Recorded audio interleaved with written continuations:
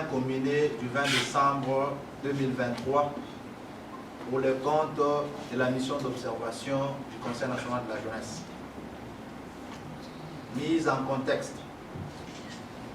Les élections sont organisées avec une régularité suffisante et convoquées conformément au calendrier électoral. Les électeurs en général et les candidats en particulier ont accompli leur devoir civique lors du scrutin combiné du 20 décembre 2023. Les animateurs sont attendus et les institutions également, Parlement, gouvernement central, Assemblée provinciale, gouvernement provincial, Conseil municipal. Les citoyens participent à la direction des affaires politiques par l'intermédiaire des représentants librement choisis. Méthodologie. La MOE-CNJ veut assurer une approche cohérente de l'observation électorale dans le 26 provinces de la RDC. La MOE-CNJ a déployé 45 000 observateurs formés et appuyés par des superviseurs et analystes expérimentés dans différents aspects de l'observation électorale. Tous ces observateurs sont tenus au respect du code de conduite. Cette méthodologie a permis à la MOE-CNJ de s'assurer que l'information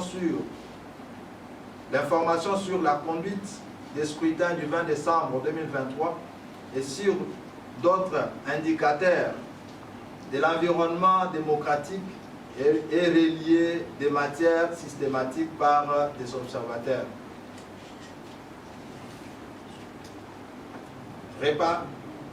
Préparatif des scrutins. La MOE-CNJ a noté que la CENI a publié le calendrier électoral, organisé des cadres de concertation de chaque opération électorale pour privilégier la transparence et l'intégrité, organiser des campagnes de sensibilisation, organiser un cadre de concertation spécifique à l'intention des candidats présidents de la République, accréditer les observateurs, les témoins et journalistes, recruter et former des agents électoraux. L'observation du jour du vote. Pour la province de la Chopo, les observateurs de la MOE-CNJ ont noté l'ouverture tardive des bureaux de vote et dépouillement dans les territoires d'Issangi, soit 50%, dont 30% des bureaux. Le vote continue aujourd'hui. La MOE-CNJ a noté des incidents au centre épais Yambose, Lumumba, où les inciviques ont semé des actes de vandalisme qui ont perturbé le bon déroulement du scrutin. L'ordre a été établi grâce à l'intervention des agents de l'ordre, la police. Pour la province de l'Ituri, territoire de Massassa, l'observateur de la MOE-CNJ ont relevé l'existence des bulletins de vote remplis au nom des candidats présidents de la République numéro 3 et de l'ancien gouverneur nommé Abdoulaye Pene Mbaka, candidat député national. Pour la province du Kasaï central, les observateurs de la MOE-CNJ ont noté que le vote est en train de se dérouler dans 60% des bureaux de vote. Ils ont en même temps signalé des problèmes techniques dus à l'insuffisance des câbles et d'autres matériels sensibles, bulletins de vote, fiches de résultats, et j'en passe. Cette situation a été observée dans au moins 20% des bureaux de vote dans les territoires de Luisa. Pour la province de la Chuapa, territoire des Befele, des Befale. Les observateurs de la Moé-Sianji ont noté des défaillances techniques ayant perturbé le processus de vote dans le centre EP Bosengue-Lessé et relevé le fait que certains candidats ont continué à battre la campagne les jours du vote. Ils ont constaté en même temps que bon nombre d'électeurs avaient des difficultés de manipuler les dispositifs électroniques plutôt de vote DEV. Dans les territoires d'Ingela, au centre EP Olingoli, les candidats députés Likombo Bossini Mbanza et les siens ont pris l'assaut tout le centre de vote et commencé à voter sans respect des procédures. Dans le secteur Lukina, au centre Bitoko, un agent de la CENI serait mort, décapité par des proches d'un candidat député répondant au nom de Grégory Boloma. Ville-province de Kinshasa, précisément à Massina. Les observateurs de la Moé-Sianji ont relevé des cas de Moyen-Âge avant d'accéder dans certains bureaux de vote. C'est le cas du site de vote collège Saint-Barthélemy, situé au quartier Mapela. La participation des jeunes. Le Conseil national de la jeunesse représente et promet les droits d'un groupe spécifique et a choisi de mener un effort d'observation à travers sa mission dénommée Moé-Sianji, qui a évalué la participation de ces groupes spécifiques au processus électoral, je disais les jeunes. La leçon à tirer. La CENI a organisé et tenu des élections conformément à la loi. Malgré certaines faiblesses liées au déploiement et à l'insuffisance des matériels, la CENI a pu apporter des réponses et permettre aux électeurs d'accomplir leur devoir civique. L'engouement des électeurs a démontré l'intérêt qu'ils attachent au processus électoral. Ceci peut conforter un fort taux de participation. Le déploiement des kits électoraux est une opération délicate qui nécessite des ressources conséquentes et le suivi d'un plan y afférent. L'éducation civique et la sensibilisation électorale sont incontournables dans un pays comme la RDC. Pour les commentaires, pour refléter les constats que le peuple s'est livré à cet exercice démocratique, en toute quiétude, la centrale de la Moé-Sianji continue la compilation des résultats pour un rapport définitif.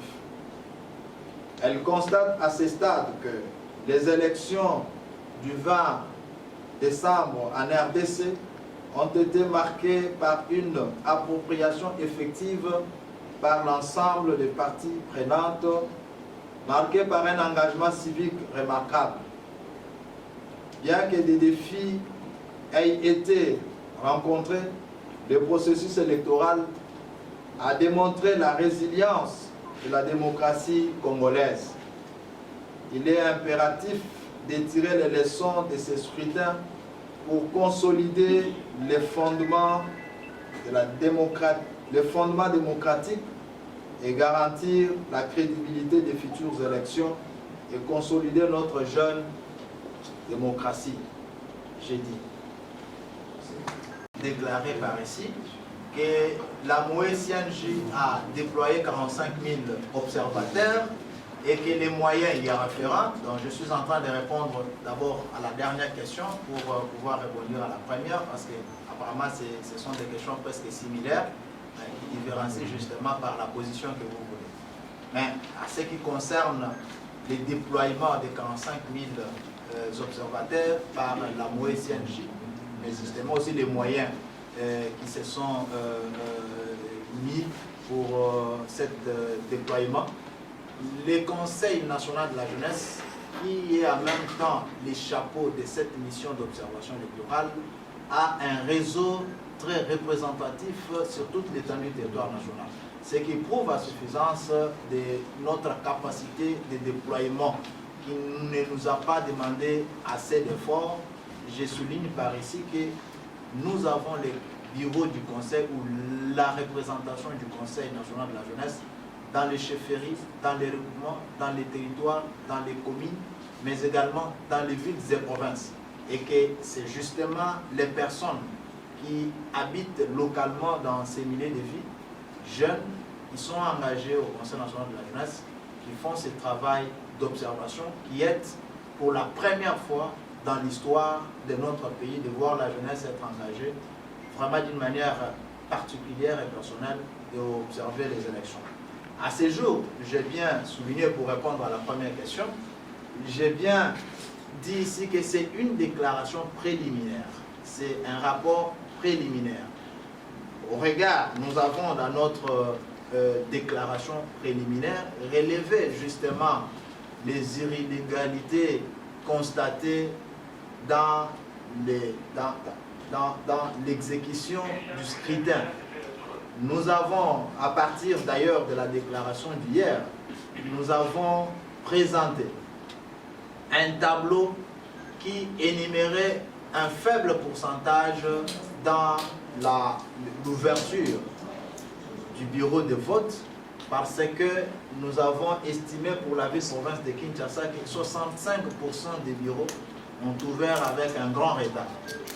Et que dans les provinces, nous avons relevé 45% des bureaux qui ont ouvert également avec un grand retard, dit à certains au matériel qui n'était pas prêt, et pour certains bureaux, les matériels qui ne fonctionnaient pas suite aux batteries et autres. Et que la MOE-CNJ étant une mission d'observation, nous ne pouvons pas par ici présenter une position finale aussi longtemps que les processus ou les scrutins, quand même cela va en déroute du prescrit de la loi électorale qui voudrait bien que les élections se passent en un seul jour ou en une journée, et qu'aujourd'hui nous sommes au deuxième jour des scrutins. Nous allons également dans notre rapport final relever cet aspect très capital et formuler des recommandations. D'ailleurs, dans les leçons à tirer ici, nous avons parlé de la problématique du déploiement du kit électoral qui y a causé un problème, sur le plan de l'organisation, mais également des moyens à allouer à ces déploiements. C'est vraiment une opération très très délicate et très importante dans le processus électoral, et surtout pour les jours du scrutin. Et voici aujourd'hui, cela nous a rattrapé par l'ajout d'une journée pour les votes qui devraient se faire en un seul jour. Je crois qu'on a répondu presque à toutes les préoccupations. Les trois questions. Loi, ça nous devons les reconnaître, nous sommes déjà au-delà de la loi, et nous avons depuis hier recommandé à la CENI d'une prise en charge responsable aux citoyens congolais qui aimeraient bien répondre à ces devoirs civiques.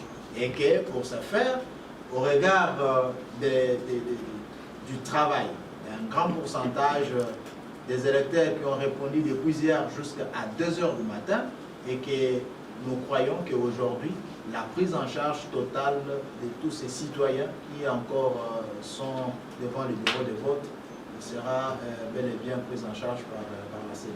Il faut estimer tout s'arrête aujourd'hui à incessamment. D'ailleurs, dès ce soir, moi je vais vous envoyer ces rapports préliminaire pour justement que vous puissiez l'exploiter. Et incessamment, avec la fermeture du dernier bureau, justement, nous aurons une idée générale avec les données que nos observateurs vont devoir remonter dans notre centrale pour enfin émettre un avis global et définitif sur le scrutin combiné du 20 décembre. Ok, Balandi, peuple congolais, nous avons fait de père et de mère. Ba oyo babande kozela finale. Parce que finale oyo ya élection ezaki défi à makasi. Défi ya Sengo SCC CLC bango ba prédire. Tomonaki même de pasteur ya église de réveil bango pe batelemaki na prophétie bimi trop avant élection. Bapesaki même des journalistes, pro, des mafieux de Kachobwe, journalistes ya Moïse Katumbi, journalistes ya FCC, bamoussous bamemi bango na Dubaï, bamoussous bakena bango na Italie. Élection ekozala te, bazi prophétie, tout le monde a eu ma prophétie. Batebele basakane na kombo ya Nzambe. Kombo Nzambe basakane na kombo ya Nzambe. Pourquoi basakane na kombo Nzambe? Dieu n'a jamais menti. Ata est Satan virgule. Pasteur Galassi, pasteur Galassi. Nzambe aibisaki oyo okozala président na mboka oyo. Ba 1-0. Nzambe nini? Ata Nzambe oyo ya Simon Kimbangu akosaka te. Comment yo pasteur mobimba?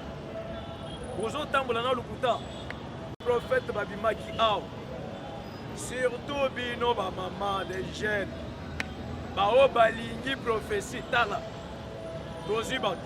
Bonne élection.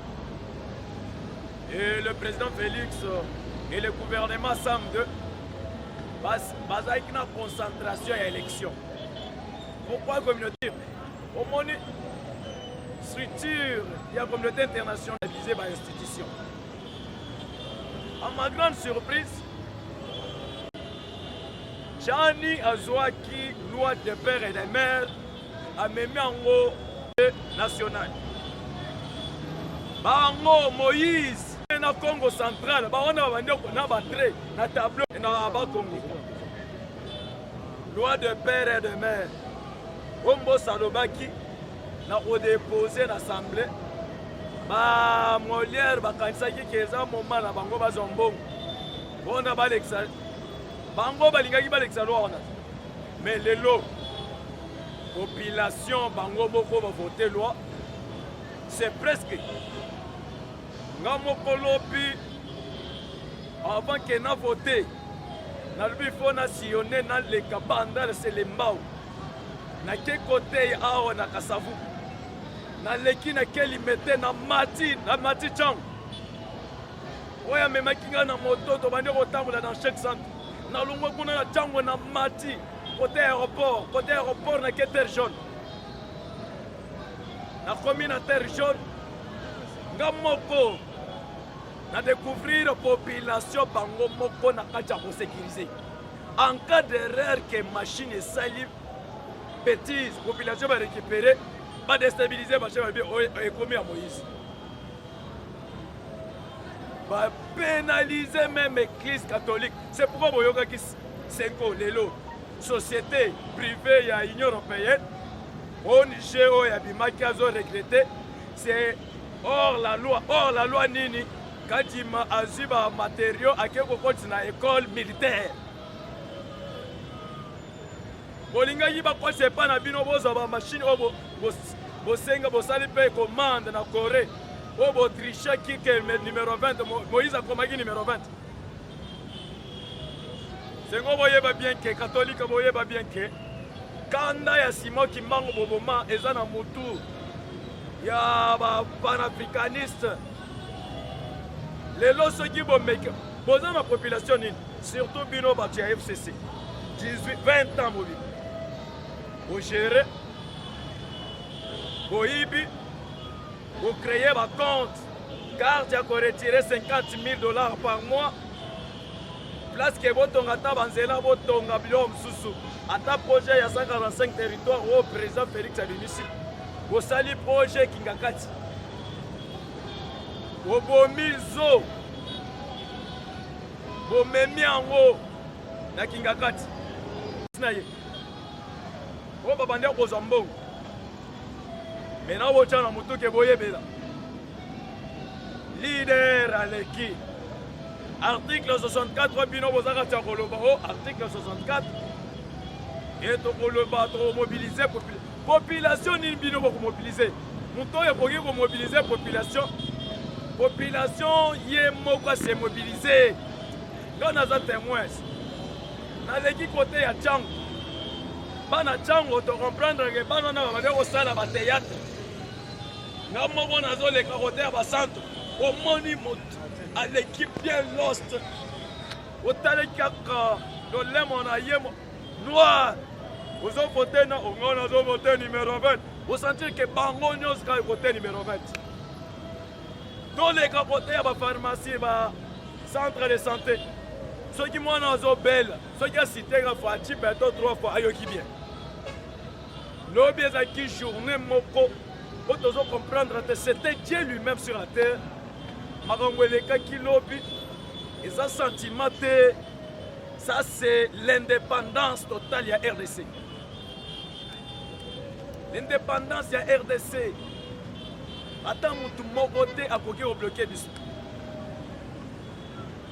Dans les lots. Ceux qui ont bien les lots. Journée de les kaki. Et à l'obi. Moïse a sala monso. Talon Félix a frappé, à battre Moïse côté à Kamalondo. Quand la place a créé à Tongi Stade à Kamalondo, Félix a frappé 260, 100 quelques. Moïse a sala nasi. Bonne élection à lobby. Antonio Guterres a lui le but qui capital. Mobile Mbazana Sima Félix, non, il faut les laisser. Pour comprendre que l'élection est bouleversée et déstabilisée par aussi. L'élection est bouleversée et déstabilisée par aussi. Mais, le peuple congolais est une imbécilité.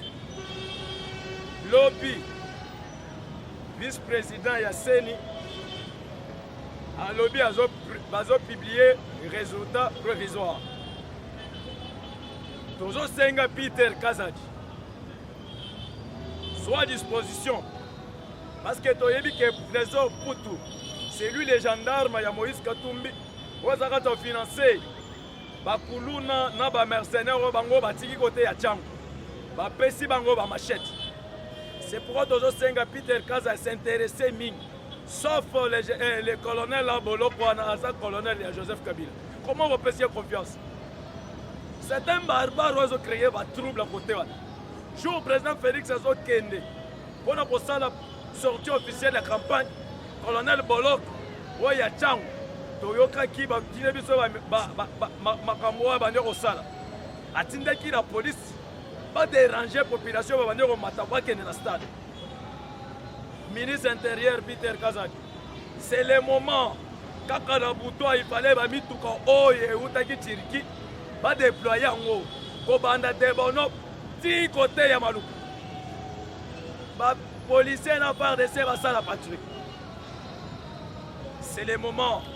Parce que les lots, population, merci beaucoup pour le président Félix. Dengue, un journaliste à Moro Lobaki, tu sais qu'il a réunir tout le peuple congolais pour la guerre à l'Est. Tu sais qu'il a sali pour briser le système et le tribalisme. Les lots population, Makambo et le tribalisme, et le roi déjà dans Moutou, pour l'accès communauté internationale. Pour l'accès Ouara.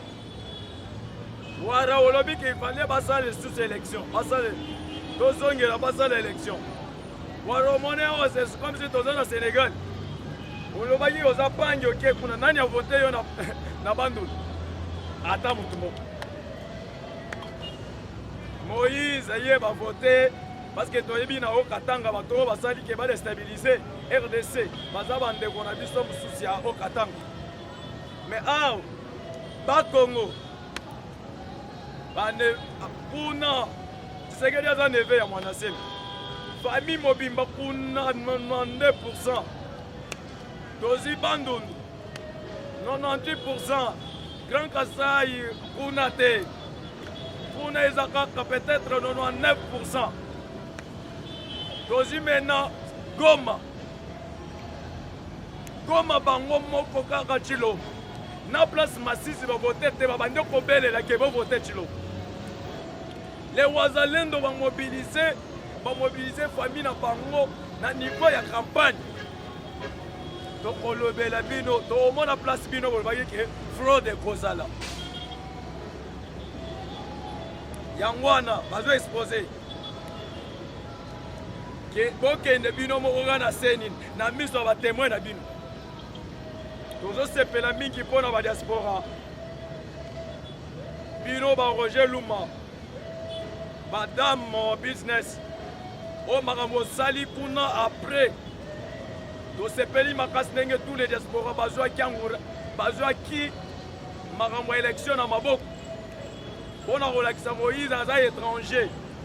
To yebi ba o ba voter Moïse kuna bazaba banyamurengi. Ngana ko yingolo ba ke diaspora moko congolais ke voter Moïse. Non, ce sont des banyamurengi. Ba oim Paul Kagame atindaki. Pona ba créer ba sensibiliser ba zombongo ya kosomba ba avion de chasse. Mais nos frères à nous, bango ba trahir te. Na yebi même pour que tu as voté Félix numéro 20. Bango nyonso parce que na koki ko condamner Congolais à voter kuna. Tous les Congolais vont voter le numéro 20. Banyamurenge ba soi-disant Congolais. O bazwa ki nationalité congolaise. Baza bato ba ke na ko voter Moïse ndenge bimaki peut-être na ba 60 fois to yebi. To féliciter plus sur la diaspora ya Canada. Ba o ya Belgique, o ya France, Afrique du Sud. Parce que to yebi que Joseph Kabila en 2013 a infiltré à super nationalité après ça qui Banyamurenge ba Rwandais, Banyarwanda. Ceux qui ont moni le lot out. Joseph Kabila va déployer ba Rwandais dans toutes les provinces. Ceux qui ont voté, Moïse a eu 12%, a eu 11 voix, Bazaba Rwandais. Naba Congolais ou comme Jakinda. Jakinda, est-ce que Jakinda a voté Moïse? Jakinda a voté Félix.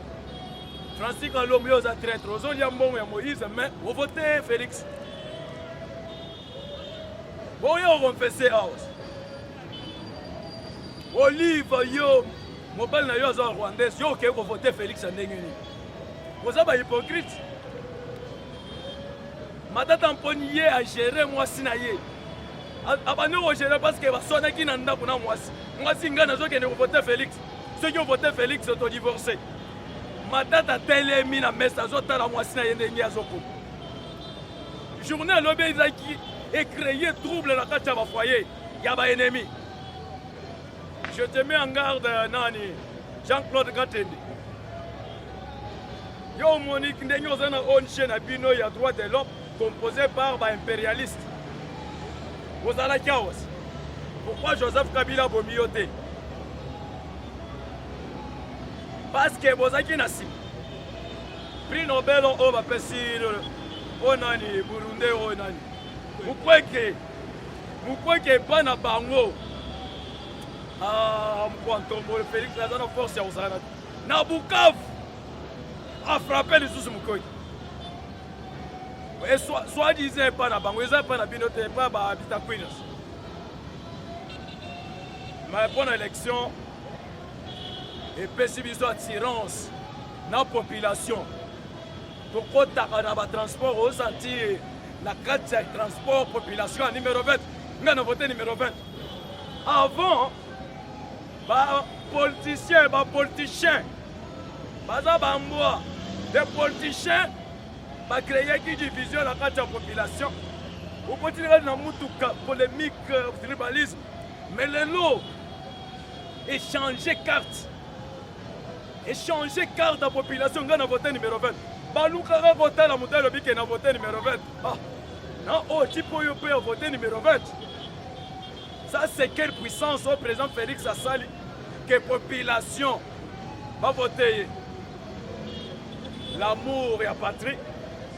Tout le monde qui na musala ba communicateur na bande on a biso bazaki libanda tous les diaspora ba beleli oyeli et comme likambo ya mboka biso mon soto voter le numéro 20 et l'autre voter numéro 20 paye avant de la position numéro 20 ayebi mais bino 20 ans boyebela bandako bobotoli par force boyebeli bamituka oyo patrole oyo bosomba bozwaki bobomi na bandako boyebela 2024 zongisa kende na biloko nyonso ozongisa na palais du peuple Néhémie soki obotolaki mutu ndako zongisa lelo na butu bamosusu babanda kosala entraînement na bapiscine na bandako na bango surtout na bapiscine Shadari yo oboma trop ozali ministre intérieur yebela oyo ezali susu ke non na kosécurize oyo na famille na yo te après planification bandi kosala mpona basala coup d'état Joseph yo ndenge okotaki awo na botte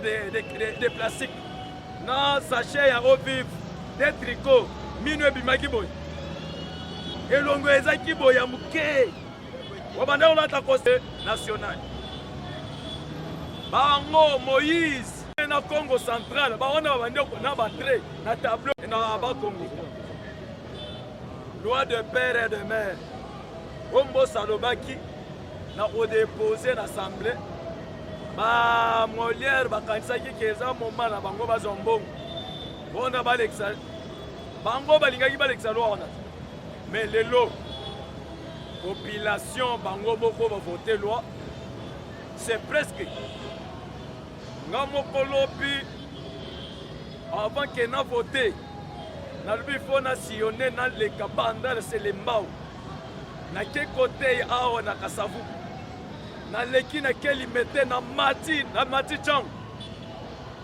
oyo amemaki nga na moto tobandi kotambola dans chaque centre na longwa kuna na chango na mati côté aéroport na ke terre jaune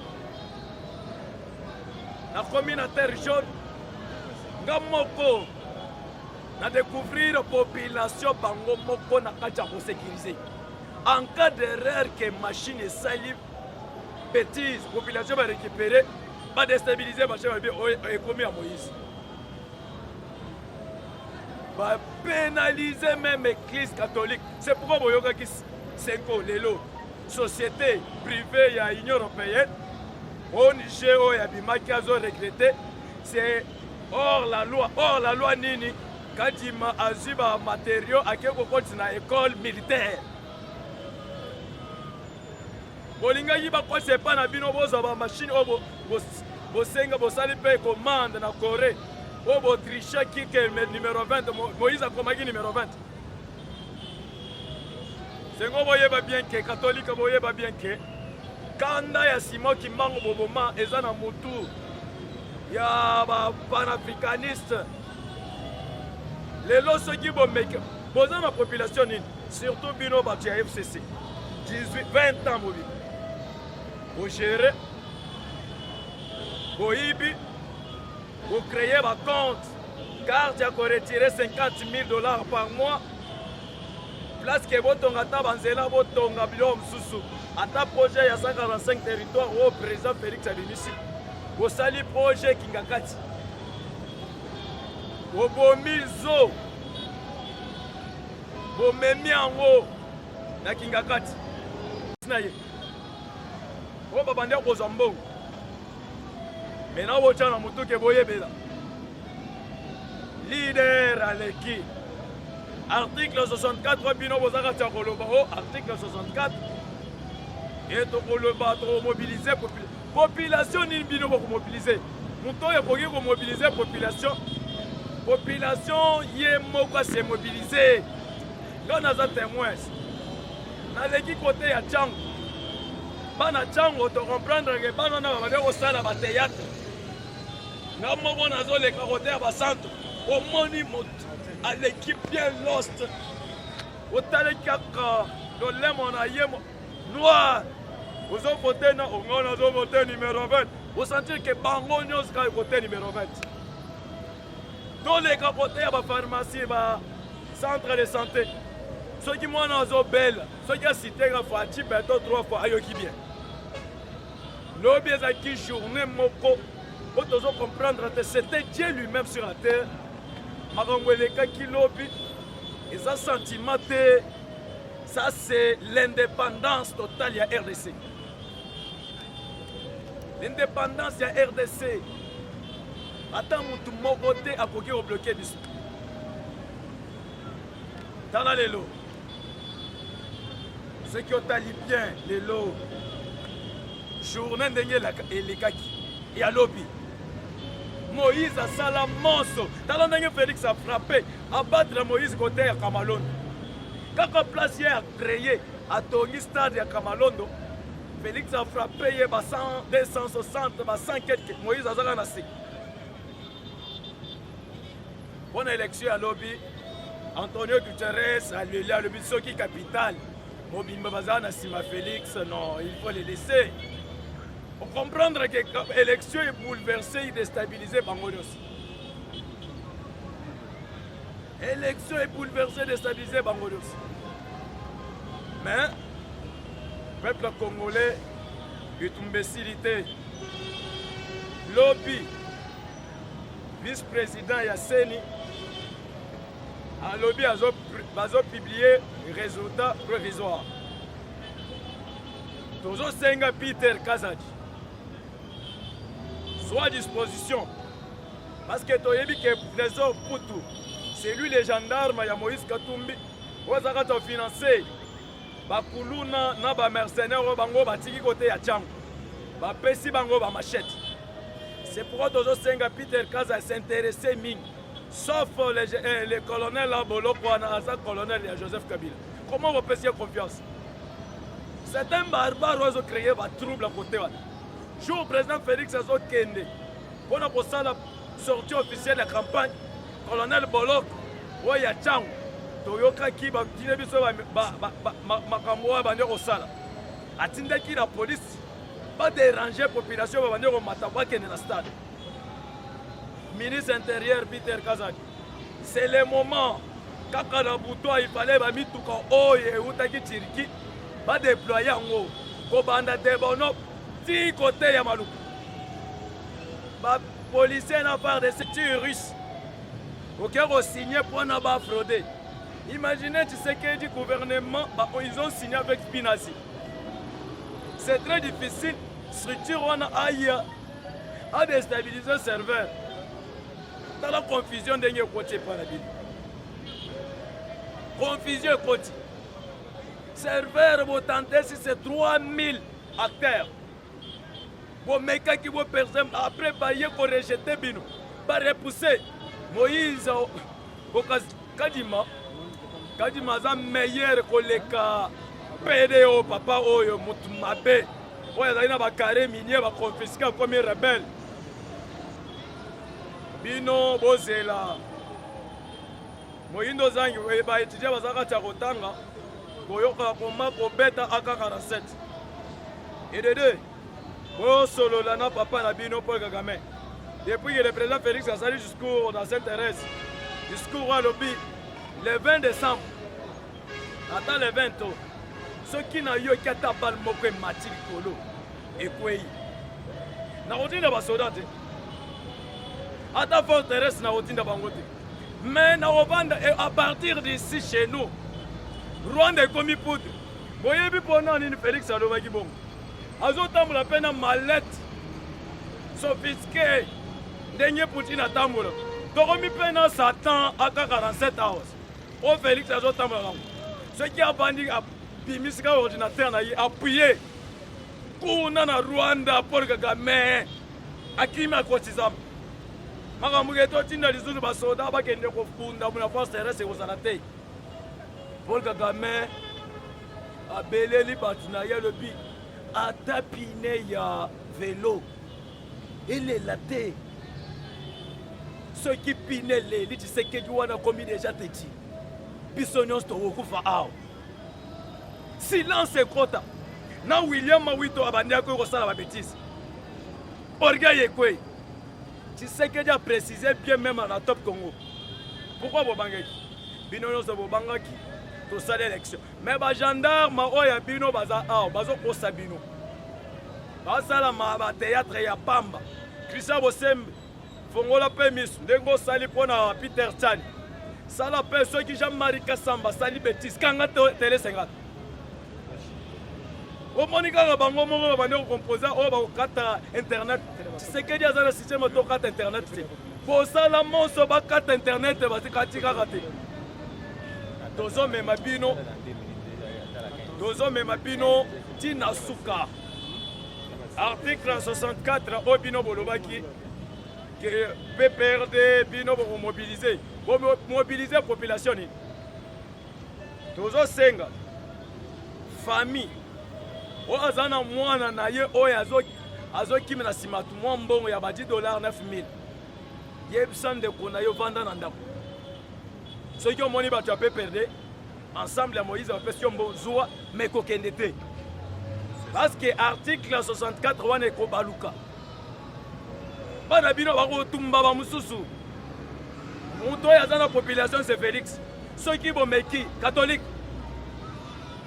aux en a fidélité aux en a combattant de peste de deux to cause maintenant donc c'est bino na garage attends il y a 3 mois aux autres que des choses dans l'église na kuva bokimi na kuva bokimi problème ezaka moko toi ambongo Jolé botika théâtre vous avez gendarme yo apôtre Jolé cardinal si c'est ambongo cardinal avant ezalaki ndeni avant ezalaki soki Daniel asali boye bamemi na ligulo en cause mais le lobino Daniel azalaki un homme saint mais bino incarnation ya Satan na kati na bino moi obundisa Elohim Félix après élection ekozala te bocréer na bajournaliste élection ekozala te batia liboso bakende kovote ezaka bino na population batali bino balobi bato baza baaventurier un cardinal pasteur a promis aventurier devant la population ok voter obimi bazo poser question na moni ba machine mosusu eza bloqué ozangaki expression koloba lelo boye que non eza hors la loi bazwi bacentre batie na bacentre militaire batiaki na bacentre militaire ona nini bino bozali na makanisa botriche ya des centres oyo ya catholique oyo totiaki mpe bana babande kosécurize population kaka bamembre na bino ya église bokosaki Moïse bolia ye mbongo mais soki bomeki na sentiment bobelela atake ya population bobima tokomona bobelelaki population ke babima basala marche population nini abimaki bolobaki bokobanda kosala sitting na seni chaque jeudi matata mpoi yo ozalaki représentant ya baétudiant ya Rwanda awo ye ndenge bomonaki kezaki mboka marche pied ekomaki patrimoine na bino barwandais bobaki non le bantu bakomaki baesclave ata tokobima te procès na yo eza na mars awa bomeka soki bomeki awa esili boza deja baprisonnier batata okomi deja prisonnier nazo félicité Honoré Mvula Honoré makambo osali mpe na Luiza osali bien Délice sans carrière na ye esili abimi na 11 voix maintenant nazo félicité mpe côté Didier Boudim ofrappé Jean-Claude Vrem bamiyibi baproche ya Moïse araté carrière politique na ye esalini esili osakana na élection oyo nazopesa